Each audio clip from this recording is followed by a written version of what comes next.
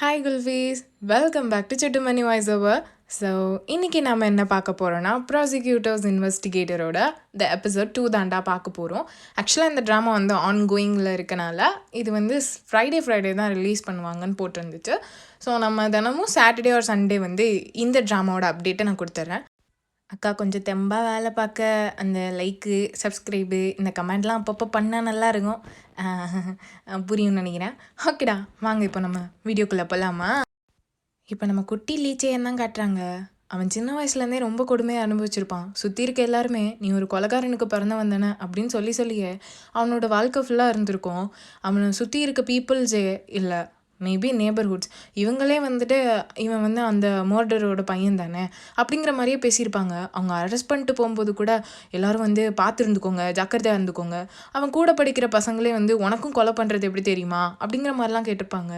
இதெல்லாம் அவன் யோசித்து பார்த்துட்டு நான் எப்பவும் தலை நிமிர்ந்து நடக்கணும்னு தான் ட்ரை பண்ணுவேன், ஆனால் எனக்கு சுத்தமாக அதிர்ஷ்டமே கிடையாது அப்படின்னு அவன் சொல்கிறதோட இப்படியே இவன் சொல்ல இப்போ விட்டதுலேருந்து தொடங்கினா இங்கே நம்ம ஜூ தான் இங்கே லீச்சையனை பார்த்து நீ ஒரு கொலைகாரனோட பையன் தானே, கங் யங் சங் அவனை கொன்ன ஆல் லீ கெல் யங் அவனோட பையன் தானே நீ அப்படின்னு கேட்க இங்கே லீச்சையனுக்கு ஒரு மாதிரி இருக்க. அவன் மூஞ்ச அப்படியே திருப்பிக்கிறான்.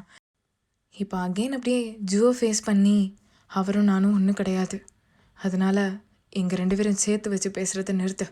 அப்போது உனக்கு என் கூட ஒர்க் பண்ணுறதுல சம்மதம்னு நானே யூகிச்சுக்கிட்டுமா? இல்லை உனக்கு இந்த மாதிரி இல்லாமல் நான் ஃபார்மலாக ஒன்று ப்ரப்போசல் பண்ணுமா? எப்படி டைரக்டர் லீ ஜெயான் அப்படின்னு சொல்லிட்டு கை நீட்ட எங்கள் ஜெயான் அப்படியே பார்க்க என் கூட ஒர்க் பண்ண ரெடியா அப்படிங்கிறான். எங்கள் ஜெயானுக்கு என்ன சொல்கிறதுன்னு தெரியல, அப்படியே பார்த்துட்ருக்கான். அவனுக்கு கடுப்பாக தான் இருக்குது. இப்போ நெக்ஸ்ட் சீனில் காட்டினா அவன் திங்ஸ் எல்லாம் இப்போ 512 அந்த ரூமுக்கு தான் எடுத்துகிட்டு வந்துட்டுருக்கான். ஓகே சொல்லிட்டான் போல். இப்போ ஸ்ட்ரைட்டாக ரூம்குள்ளே வந்தவனுக்கு இதோ வினோதமாக சவுண்டு கேட்குது. அப்படியே பெஞ்செல்லாம் ஒரு மாதிரி அதிருது. இவனும் என்னடா அப்படிங்கிற மாதிரி குறுகுறுன்னு பார்க்குறான். இப்போ இங்கே ஜெயான் அப்படியே பார்த்துட்டு இருக்க திடீர்னு ஒரு தலை எட்டி பார்க்குது. அவனும் இங்கே நம்ம ஜெயானை பார்த்துட்டு நைஸ் டு மீட் யூ, நான் தான் சங் அப்படிங்க. அவனும் வணக்கம் வச்சு நான் தான் லீ ஜெயான் அப்படிங்கிறான். இப்போ அந்த பையனும் குடுகுடுன்னு ஓடி வந்துட்டு நான் உனக்கு ஹெல்ப் பண்ணவா அப்படின்னு கொஞ்சம் கொஞ்சமாக இங்கே நம்ம ஜெயான் கொண்டு வந்த பொருளெல்லாம் தூக்கி அந்த டேபிளில் வச்சிட்ருக்கான். நான் நினைக்கிறேன் நீ இந்த ஆஃபீஸுக்கு வந்து கொஞ்ச நாள் தான் ஆகுதுன்னு. ஏன்னா இங்கே இருக்க எல்லாரையும் எனக்கு தெரியும், ஆனால் உன்னை மட்டும் எனக்கு தெரியாது. எல்லாரும் சொல்கிற மாதிரி ப்ராசிக்யூட்டர் ஜூவை பார்த்தலாம் நீ பயப்பட வேணாம். அவரை மாதிரி ஒரு நல்லவரை நீ பார்க்கவே முடியாது. அவரை பற்றின ரூமர்ஸ் எல்லாமே போய் அதுக்கப்புறம் அவர்கிட்ட இருக்க பொறுமை வேறு எந்த ஸ்டாஃப்கிட்டையும் பார்க்க முடியாது. நீ எதான் தப்பு பண்ணால் கூட அவர் பொறுத்துப்பார் அப்படின்னு சொல்ல அவனும் அப்படிங்கிற மாதிரி யோசிக்கிறான். அவருக்கு பிடிக்காததுன்னா அவரோட பர்சனல் கொஷின்ஸை நீ கேட்கக்கூடாது, அதை பற்றி நீ நினைக்க கூட கூடாது. அதுக்கப்புறமா கேசஸ்லாம் கொடுக்கும்போது நல்லா ஃபைல்ஸ் எல்லாம் அவருக்கு புரிகிற மாதிரி கொடு, அதுக்கான லாஸ் எல்லாம் கரெக்டாக எழுது, அது அவருக்கு இன்னும் ஹெல்ப்ஃபுல்லாக இருக்கும். இப்படியே மூச்சு நிறுத்தாமல் நம்ம லீ ஜெயானுக்கு டிப்ஸ் கொடுக்க இங்கே லீ ஜெயானும் அப்படியே பார்த்துட்டு ரொம்ப தேங்க்யூ அப்படிங்கிறான். இப்போ அந்த பையனும் அப்படியே நம்ம லீ ஜெயானை பார்த்துட்டு நீங்கள் இந்த கம்பெனி அப்பார்ட்மெண்ட்டில் தானே தங்கியிருக்க? ஆமாம், நான் 5th ஃப்ளோரில் தான் இருக்கேன். பார்த்தியா, நம்ம 2 பேரும் பார்த்துக்கவே முடியல, இவ்வளோ தூரம் பக்கத்தில் இருந்துட்டு 2 பேரும் பார்த்துக்கல அப்படின்ட்டு அவனும் கையை கொண்டு வந்து பூம் பூம் அப்படிங்க. இங்கே நம்ம லீ ஜெயானும் பூம் அப்படிங்கிறான்.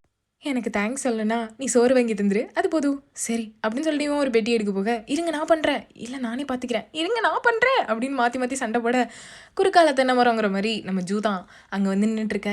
வந்துட்டிங்களா ஜூ அப்படின்னு இவன் இழிக்க இங்கே நம்ம ஜெயான் என்னன்னா அமைதியாக பார்க்க இவன் எதை பார்த்தானோ இல்லையோ கையை பார்த்துட்டு லீ ஜெயான் உள்ளவா அப்படின்னு சொல்லிட்டு போயிடுறான். இங்கே இவனும் வரேன் அப்படின்னு சொல்ல சரி நீங்கள் போங்க அப்படின்னு சொல்ல இவன் பின்னாடியே வந்தவன் தான், ஆனால் அதுக்குள்ளால கதவை பூட்டிட்டு இவன் உள்ளே போயிடுறான். இப்போ ஸ்ட்ரைட்டாக அப்படியே உள்ளே போனால் வேற என்ன, கேஸ் ஃபைல் தான் திறந்து வச்சுட்டு உட்காந்துட்டான். நீங்கள் கேட்ட அட்டாப்சி ரிப்போர்ட் வந்துடுச்சு. சரி, அவன் எப்படி இறந்துருக்கான் அப்படி நம்ம ஜூ கேட்க இந்த பக்கம் லீ ஜெயான் தான் ஃபுல்லாத்தையும் அப்படியே எக்ஸ்பிளைன் பண்ணிகிட்ருக்கான். அங்கே ஒரு சிசிடிவி கேமரா கூட இல்லை, அதனால நம்மளால் என்ன நடந்துச்சுன்னு சொல்ல முடியாது. ஆனால் எப்படி அவன் உள்ளே வந்தான்னு தெரியல. ஆனால் ஒரு விஷயம் ஸ்ட்ரேஞ்சாக இருக்குது, கொரியாவுக்கு வந்து ஒரு நாள் கூட ஆகலை, ஆனால் அவனுக்கு சிசிடிவி இல்லாத ரூட் எல்லாம் தெரியுது. அது மட்டும் இல்லாமல் அந்த கெசைனோ பக்கத்தில் நிறைய சிசிடிவி இருக்குது, ஆனால் இந்த ரூட் மட்டும் அவனுக்கு எப்படி தெரியும் தெரியல. அப்போ யாரும் அவனுக்கு ரூட் சொல்லியிருப்பாங்க. அந்த ஆளோட எல்லாத்தையும் வச்சு பார்க்கும்போது அவன் கண்டிப்பாக இங்கே வந்து ட்ரக்கை செல் பண்ணுறதுக்கு தான் வந்திருக்கான். அப்போது நீ சொல்கிறத வச்சு பார்த்தா மிஸ்டர் கிம் வந்து ஒரு ட்ரக் ஸ்மக்லர். எனக்கு என்னவோ அவரை யாரோ கொண்டிருப்பாங்கன்னு தோணுது. ஏன்னா அவர் ஓவர் டோஸால் செத்திருந்தா அவர் ஃபோனும் அவர்கிட்ட இருந்திருக்கணும்ல. ஃபோன் இல்லாமல் ஒரு மனுஷன் எப்படி இந்த கண்ட்ரிக்குள்ளே வர முடியும்? ஆனால் அவரோட டாக்குமெண்ட்ஸ் படி அவர் கையில் ஃபோனே இல்லை. அப்போ கண்டிப்பாக அவர் யாரோ கொண்டிருக்காங்கன்னு அர்த்தம். அப்போ பார்த்தா அவன் கொண்டுட்டு மிஸ்டர் கிம்மோட ஃபோனை எடுத்துகிட்டு போயிருக்கான் அந்த பர்சன், அதானே? அது மட்டும் இல்லை, அவர் பாடி பக்கத்தில் ஒரு க்ளவ்வும் இருந்துச்சு. அதை வச்சுன்னு தான் நான் சந்தேகப்படுறேன் அப்படின்னு லீ சேன் எல்லாத்தையும் கிளியராக சொல்ல, நீ சொல்கிறத வச்சு பார்த்தா கொலைகாரன் அவன் கொண்டுட்டு ஒரு க்ளவுஸ் அங்கேயே போட்டு போயிட்டானா? ஆ, இருக்கலாம். ஏன்னா அங்கே ஒரு க்ளவுஸ் தான் இருந்துச்சு. அன்றைக்கி ரொம்ப மழை பெஞ்சிட்டு இருந்துச்சு. அதனால கூட அவன் அங்கே போட்டுட்டு போயிருக்கலாம், மறந்து போய். அப்போது இதெல்லாம் ஏதோ அதிசயத்தை கண்டுபிடிச்ச மாதிரி எனக்கே என் வேலையை எப்படி செய்யணும்னு சொல்லித்தரேன். இல்லை, அது வந்து ரொம்ப சாரி அப்படின்னு மன்னிப்பு கேட்க, இன்னும் முடிக்கல, இங்கே வா அப்படின்னு கூப்பிட்டா இவனும் பக்கத்தில் வர, இன்னும் பக்கத்தில் அப்படிங்கிற மாதிரி கை அசைக்க, இப்போ தான் மக்களே இந்த சீனை பார்த்துட்டு கொஞ்சம் புன்னகையானே. அதுக்குள்ளால பெண்ணை தூக்கி அந்த பையன் நெக்லேயே வச்சுட்டு, இன்னும் நீ சில டீட்டெயில்ஸை முழுசாக சொல்ல. அந்த நெக்கில் இருந்த அந்த நீடிலோட மார்க், அப்புறம் அவன் பாடியில் இருந்த மெத்தல் லெவல், அதெல்லாம் பற்றி எப்போ சொல்லுவேன் அப்படின்னு கேட்க, அவனும் அதுக்காண்டி பதில் சொல்ல, இவன் அந்த பெண்ணை எடுத்துகிட்டு, இந்த மாதிரி எதையா மிஸ் பண்ண அவ்வளோதான், உனக்கு எனக்கு எல்லாம் கரெக்டாக இருக்கணும். அது மட்டும் இல்லாமல் லீ சேன், உன் ஆட்டிடியூடை மாற்றிக்கோ, ஐம் ஸோ சாரி அப்படின்னு இவனும் சொல்ல, ஆனால் உங்ககிட்ட சிறு நடந்துக்கிறேன்னு கோவப்படாத, என்னை பொறுத்துக்கோ. ஏன்னா நீ ஒரு கொலகாரனோட பையன் நினைக்கும் போது எனக்கு உங்ககிட்ட பொறுமையாக நடந்துக்கணுன்னே தோண மாட்டேங்குது அப்படின்னு இவன் சொல்ல, இங்கே லீ சேனை அப்படியே பார்க்குறான். இப்போ அப்படியே வெளியே ஒரு மாதிரி கலக்கலன்னு சவுண்டு கேட்க, 2 பேருமா சேர்ந்து வெளியே தான் வந்து பார்க்குறாங்க. இப்போ அங்கே ஒரு லேடி தான், அவங்க பையன் ஏதோ கொலை பண்ணியிருப்பான் போல். என் பையன் எப்படி கொலை பண்ணான்னு சொல்லுவீங்க? அவன் அந்த பண்ணவே இல்லை. அந்த பர்சன் யாருன்னு கூட தெரியாது. அவன் ஜஸ்ட் பயம்படுத்த தான் போயிருப்பான். எது அடித்து ஒருத்தங்களை சாக்கு அடிக்கிற அளவுக்கு காயத்தை உண்டாக்கிட்டு அவன் பையனுக்கு அவங்களுக்கு தெரியாது, அவன் ஒன்றும் பண்ணலையா? அதுவும் இந்த ஆக்சிடென்ட்னு வேறு சொல்கிற. அந்த லேடியும் ரொம்ப பேசுகிறாங்க ஜூ கிட்ட. ஆனால் ஜூ அதெல்லாம் மதிக்காமல் இருக்க, எங்கள் லீ சேனும் அதை பார்த்துட்டே தான் இருக்கான். இப்போ அந்த லேடியும், என் பையன் இன்னசென்ட், அவன் இதெல்லாம் வேணுக்குன்னு பண்ணியிருக்க மாட்டான் அப்படின்னு சொல்லும்போது, இங்கே அப்படியே ஃப்ளாஷ்பேக்கில் இந்த இன்னசென்ட்டு, என் பையன் அப்படி பண்ணியிருக்க மாட்டான், இது என் மிஸ்டேக் இல்லை இப்படின்னு சொல்கிறவங்கள கண்டாலே எனக்கு பிடிக்காது. இப்படி ஜூ சொன்னதெல்லாம் ஞாபகம் வர, லீ சேன் அதை யோசிச்சுட்டே ஜூவை தான் பார்த்துட்ருக்கான். ஆனால் இங்கே ஜூ அதெல்லாம் கேட்காம அங்கேருந்து நம்ம சீஃப் கிட்ட தான், இவ்வளோ தூக்கி வெளியே போடு அப்படின்னு சொல்ல, அவனும் ஓகே சார் அப்படின்னு அங்கேருந்து நம்ம அந்த அம்மா பயங்கரமாக அழுதுகிட்டே அங்கே இருக்க ஜூவை பார்த்து தான், என் பையன் வாழ்க்கை ஃபுல்லாக அந்த ஜெயிலே இருக்கிறதுக்கு பேசாமல் அவனை கொன்றுங்க அப்படின்னு சொல்லிட்டு இருக்க, இங்கே நம்ம சங்கம் வெளியே இழுத்துட்டு போயிடுறான். இப்போ லீ சேன் தான் அப்படியே பார்த்துட்டு அவன் யோசித்து பார்க்குறான். அன்றைக்கி நைட்டு அவன் சொன்னதை, இந்த கொலைக்காரங்களாம் கொல்றதுக்கு ஒரே வழி இந்த லீகல் ஆப்ஷன் இது மட்டும்தான், ப்ராசிக்யூட்டராக இருக்குது அப்படின்னு சொன்னதை யோசித்து பார்த்துட்டு அப்படியே பார்த்துட்டே இருக்க, இங்கே ஜூ அப்படியே அவனை பார்த்துட்டு, என்ன நான் தப்பாக எதுவும் பண்ணிட்டேன்னு நினைக்கிறியா? நீ அவளுக்காண்டி வருத்தப்படுறியா என்ன? என்ன நீ அதை தானே நினச்சிருக்கணும். ஓ அப்பா அந்த மாதிரி பர்சன் இல்லை, இந்த மாதிரி தானே நீயும் சொல்லியிருப்ப. நான் இந்த மாதிரி நினச்சதில்ல, நீ பண்ணியிருப்ப. ஒரு கேஸை ஹேண்டில் பண்ணுறது எப்படி தெரியுமா? அது ரொம்ப இம்பார்ட்டண்டான விஷயம். அதில் எது அதை கரெக்டாக பண்ணணும், தப்பு அது இல்லை. என்ன தெரியுமா? மனசாட்சியே இல்லாமல் நடந்துக்கணும் அப்படின்னு அவன் மூஞ்சில் ஒரு வில்லத்தனத்தை பார்க்கணுமே. அந்த கொன்னானுங்கள்ல கிரிமினல்ஸ், அவனுங்களெல்லாம் நிற்க வச்சு சுடணும். அதனால தான் என் பவரை வச்சு அவனுங்களுக்கு எவ்வளோ தண்டனை வாங்கி கொடுக்கணுமோ அவ்வளோ கொடுப்பேன். கோர்ட்டே நினச்சாலும் நான் நினைக்கிறத மாற்ற முடியாது. அதை நல்லா தெரிஞ்சுக்கோ, நான் வைக்கிறது தான் எல்லாம். எனக்கு இன்னும் புரியாதது என்னன்னா, இந்த லீ சேனுக்கும் இந்த ஜூக்கும் அப்படி என்னதான் பிரச்சனை? என்ன வன்முறைனால இந்த பையன் இப்படி நடந்துக்கிறான்னு தெரியல. ஆஃப்டர் ஆல் அந்த பையனோட அப்பா கொலகாரங்கிறதுக்காண்டியா? பாவம் அந்த பிள்ளை மூஞ்ச பாருங்க, அமைதியாக இருக்குது. இப்போ இவன் ரொம்ப சைக்கோட்டிக்காக பேசிட்டே, உலக நீதியை நான் தானே காப்பாற்றணும், அப்போ தானே எல்லாம் கரெக்டாக இருக்கும் இப்படின்ட்டு சும்மா இந்த லீ சேனை பற்றி என்ன சொல்கிற? ஆமாம் அப்படின்னு அவனும் வேறு வழி இல்லாமல் சொல்லிடுறான். இவனை நான் வந்து ஹன்னுனே கூப்பிட்டுக்கிறேன். இப்போ ஹன்னும் அப்படியே உள்ளே வர, இங்கே ஜூ தான், இங்கே பாருங்க, இதுக்கு மேலே என் பெர்மிஷன் இல்லாமல் என் ஆஃபீஸ்க்குள்ளே இப்படி யாரும் வரக்கூடாது, அதை நீ பார்த்துக்கணும், புரியுதா? இதுக்கு மேலே இது நடக்கக்கூடாது அப்படிங்க. இவனும் ஆமாம் சாமி, சரி சாமி அப்படின்னு சொல்லிட்டு இருக்கான்.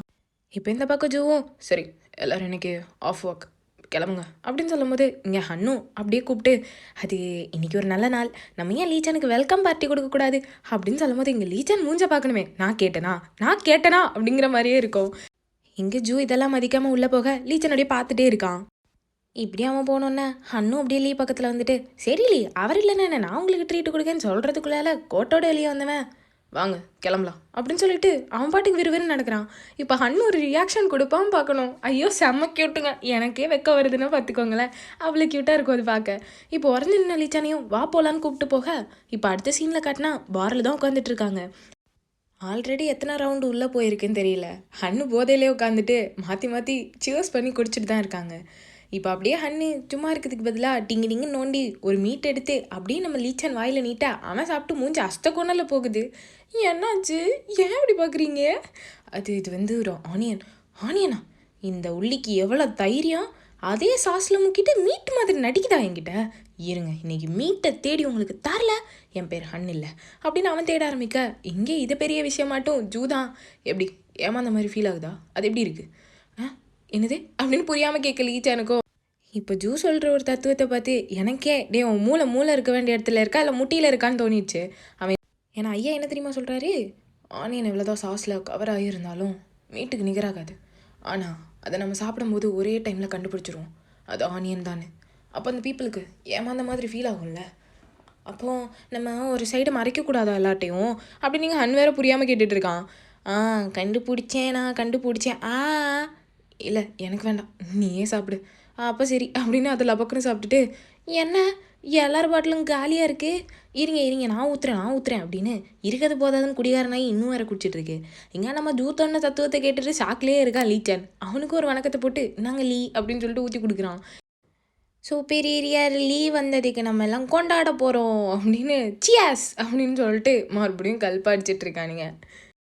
இப்போ எங்கள் ஹன் என்னன்னா லீ அப்படி குடியிலேயே பார்த்துட்டு, லீ உங்களை தெரிஞ்சுக்கிட்டதில் நான் ரொம்ப சந்தோஷப்படுறேன், நீங்கள் என்ன மின்னலா அப்படின்னு கேட்டுட்டு தோப்புன்னு மயக்கம் போட்டு விழுந்துடுறான். இங்கே லீச்சன் இதை பார்த்துட்டே இருக்க ஜூவும் அப்படியே பார்க்குறான். என்னங்கடா மயக்கம் போட்டு விழுந்துட்டான் அப்படிங்கிற மாதிரியே திருன்னு முழிச்சிட்ருக்காங்க. அவன் மயக்கம் போட்டா என்ன, நம்ம குடிப்போம் அப்படிங்கிற மாதிரி இவன் பாட்டில் எடுத்து நீட்டா எங்கே லீச்சன் தான் பக்கத்தில் வந்து ஊற்றுங்க அப்படிங்கிற மாதிரி இருக்கான். இவன் ஊற்றுறான் அது நிறைய வரையும் ஊற்றுறான். அப்போ லீச்சன் தான் அவன் வாயால் போய் சிந்துறதையும் பிடிச்சி குடிக்க இங்கே ஜூ ஒரு பார்வை பாப்பானே அதை ஐயையோ என்னங்கடா நடக்குது, சீரியஸ்லி என்னென்ன மாதிரி எழுதுறீங்க அப்படிங்கிற மாதிரியே இருக்கும். இப்போ மாற்றி ரெண்டு பேரும் அதை குடிச்சிட்டு அமைதி ரொம்ப நேரமாக நிலவிட்டு இருக்க. இதை பார்த்து லீச்சன் தான், உங்களுக்கு என்ன பிடிக்குமா? இப்போ பார்த்தா எனக்கு ஒன்று பிடிக்கணும்னு சொல்கிறியா என்ன? இல்லை நான் அப்படி சொல்லலை, அஸ் அ கோபர்க்கரா என்னை அதுலேயாவது கொஞ்சம் நல்லா ட்ரீட் பண்ணலாமே, பண்ணுவீங்கன்னு நினைக்கிறேன். இதனா ஆர்டரா? இல்லை ரெக்வெஸ்ட் அப்படின்னு அவன் சொல்ல, அப்போது நீ எனக்கே சொல்லித்தர எப்படி ஜட்ஜ் பண்ணணுன்னு, எப்படி ஒரு இன்வெஸ்டிகேட்டர் லீச்சன் சன் ஆஃப் மர்டரையும் எப்படி ஜட்ஜ் பண்ணணும்னு எனக்கே சொல்லித்தர அதானே அப்படின்னு கேட்க, இங்கே லீச்சனுக்கு சொல்ல வார்த்தை இல்லை. நான் என்னோடய பெஸ்ட்டை கொடுப்பேன் எல்லாத்துலேயும். ஓ உனக்கு கட்ஸ் தான் அப்படின்னு சொல்லும்போதே இவன் எதை சொல்கிறான்னு தெரியல. பார்த்தா அங்கே அவன் லைட்டாக மூவ் ஆனதில் அவங்க ரெண்டு பேரோட கால் இடிச்சிருக்கும் போல் அதை தான் சொல்கிறான். இங்கே இவனு இப்படியே பார்த்துட்டு அது எனக்கு ஒரு நிமிஷம் டைம் தாங்க அப்படின்னு கூடு நின்றுச்சு வெளியே தான் ஓடிடுறான். இங்கே ஜூ இதெல்லாம் ஒரு மாதிரி தான் பார்த்துட்டு இருக்கான். பைபிளில் மனசில் என்ன நினைக்கிறானே தெரியல. இப்போ அப்படியே லீச்சன் எதையும் வாங்கிட்டு வர இவனும் எங்கே போன நீ? இல்லை நீங்கள் எதுக்கு வெளியே வந்தீங்க? இல்லை எதுக்கு நீ வெளியே போன?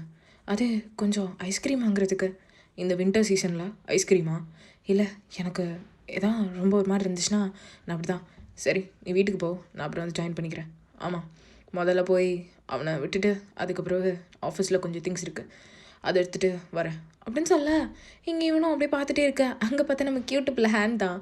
ப்ராசிக்யூட்டர் சூப்பீரியர்லி வணக்கம் வாங்க 2வது ரவுண்டுக்கு போகலாமா அப்படின்னு கேட்க, எங்கே ஜூ என்னென்னா அப்படியே கொத்தா பிடிச்சி நீ முதல்ல வாடா அப்படின்னு சொல்லிட்டு காருக்குள்ளே தான் ஏற்ற போகிறான். ஏற்ற போகும்போது கை ஒரு மாதிரி இருக்க, இருங்க நான் திறந்துடுறேன் அப்படின்னு டோர்லாம் திறந்து விட, இப்போ ஜூ என்ன நினச்சான்னு தெரில, அவன் கையில் போட்டிருந்த க்ளவ்வா அப்படியே பல்லாலே கடிச்சு ஒரு மாதிரி இழுத்து அதை கொண்டு நம்ம லீச்சன் கிட்ட தூக்கி போட்டு இங்கே நம்ம ஹன்னை தூக்கிட்டு போயிடுறான். எங்கள் லீச்சன் ஒன்றும் புரியாமல் அந்த க்ளவ்வையே அப்படி பார்த்துட்டு கார் போகிறதையும் அப்படியே பார்த்துட்ருக்கான். டாக்ஸியும் கிளம்ப லீச்சன் அப்படியே போகிற டாக்ஸியே என்ன நடக்குது அப்படின்னு பார்த்துட்டே அவன் கையில் வச்சிருந்த ஜூவோட க்ளவுஸை சுற்றி பார்த்துட்டே இருந்தவன் என்ன நினச்சான்னு தெரியல, அதை தூக்கி அப்படியே கையில் போட்டுட்டு அவருக்கு ஒரு பார்வை வேறு அந்த க்ளவை திருப்பி. இப்போ நெக்ஸ்ட் சீனில் வீட்டில் ஐஸ்கிரீம் சாப்பிட்டுட்டு இருந்த நம்ம லீச்சோன் வீட்டுக்கு தான் இங்கே ஜூ வந்து நிற்க, இவனும் ஸ்ட்ரெயிட்டாக போய் கதவை திறந்துற. அவனும் பொறுமையாக உள்ளே வரான். உள்ளே வந்தவன் என்னத்துக்கு வந்தான்னு லீச்சானுக்கு புரியவே இல்லை. உனக்கு தெரியாதா இப்படியெல்லாம் சட்டுன்னு வந்து டோரை செக் பண்ணாமல் ஓப்பன் பண்ணால் ஒரு கொலையை நடக்க வாய்ப்பு இருக்குன்ட்டு? எல்லோரும் இப்படி தான் ட்ரை பண்ணுறாங்க தெரியாதா? தெரியும் அப்படின்னு சொல்லுவோம். கையில் ஏதோ பெருசாக கொண்டு வந்திருக்கான். சரி இதை மூவ் பண்ணு அப்படின்னு சொல்ல இங்கே அவன் ஏதோ பேப்பரை இழுத்துட்டு வந்த மாதிரி இழுத்துட்டு வந்துட்டான். இங்கே நம்ம லீச்சான் போய் இழுப்பான் பார்க்கணும், நவுத்தவே முடியாது. என்னத்தடா இது அப்படின்ட்டு கருமம் அப்படிங்கிற மாதிரி இழுப்பான்.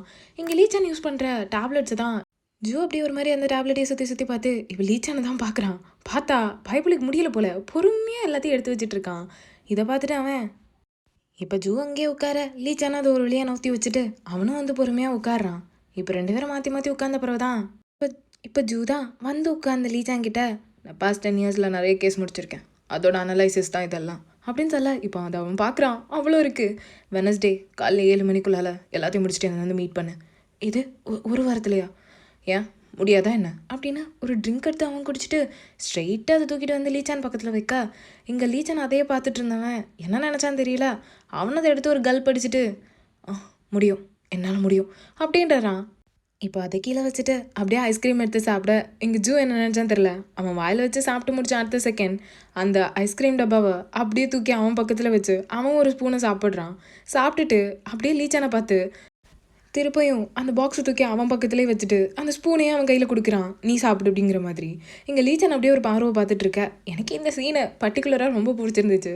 இது ஒரு இன்டைரக்ட் கிஸ் மாதிரி இருந்தேனே, நான் அப்படி தான் ஃபீல் பண்ணேன். ஸோ இங்கே லீச்சானும் எதுக்கு என்ன சூஸ் பண்ணிங்க, எது என் ஆஃபீஸுக்கு எதுக்கு ஒன்றா கொண்டு வந்தேன்னா.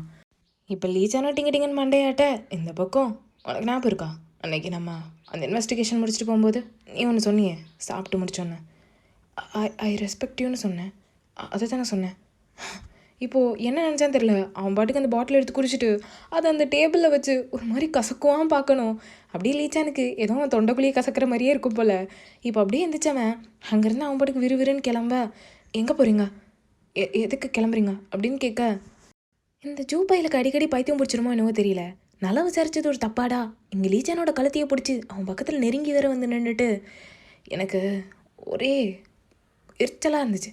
ஏன் தெரியுமா, திருப்ப சொல்லி பார்ப்போம் அதை அப்படின்னு சொல்ல, ப்ராசிக்யூட்டர் ஜூ ரெஸ்பெக்ட், எவ்வளோ தைரியம் இருந்தா நீ கொலைக்காரன பையன் உன் வயால் அதை சொல்லுவேன், என்ன ஒன்று கொல்ல வச்சிடாத அப்படின்னு இவன் கழுத்தை நெரிக்க இங்கே லீச்சான் அப்படியே பார்த்துட்டே இருக்கு.